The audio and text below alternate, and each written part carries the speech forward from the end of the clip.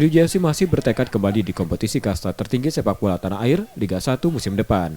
Meski ada kepastian kompetisi Liga 2 akan bergulir, Sriwijaya FC mulai merancang komposisi tim musim ini. Agar dapat lolos ke Liga 1, Sriwijaya FC membutuhkan pemain asing agar mendongkrak performa serta membuat tim lebih solid.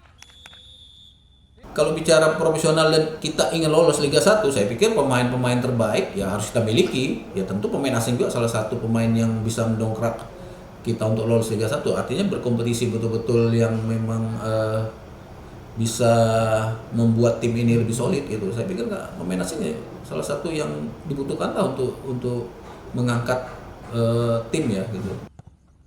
Pada sarasehan PSSI beberapa waktu lalu, diputuskan klub peserta Liga 2 bisa menggunakan pemain asing.